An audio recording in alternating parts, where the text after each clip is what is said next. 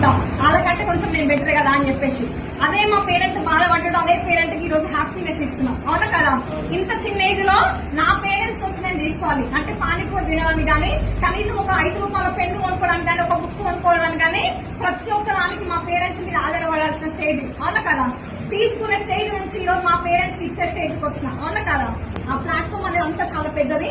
ఈ రోజు నా అండర్ లో ఇంత చిన్న ఏజ్ లో నాకే దిక్కులేదు ఒక అవకాశం, ఆపర్చునిటీ అనేది, అవునా కదా? బయట పోతాయి.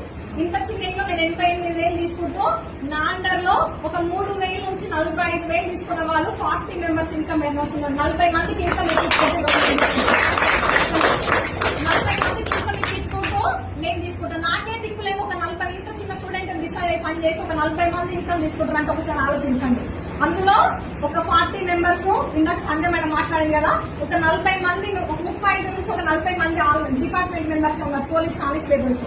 నేను ఇంత చిన్న అమ్మాయి పోయి ఒక డిపార్ట్మెంట్ ఆయనకి ఒక పోలీస్ డ్రెస్ కోడ్ వేసిన వ్యక్తికి నేను ప్లాన్ చెప్పి వింటారా?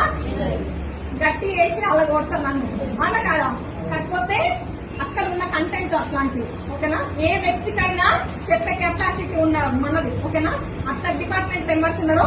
ఆల్రెడీ నా అండర్ లో ఒక ASHA worker government job resign చేసింది, ఒక anganwadi teacher central government job anganwadi teacher అంటే, అవునా కదా? అట్లాంటి ఒక అంగన్వాడీ టీచర్ కూడా ఈరోజు జాబ్ రిజైన్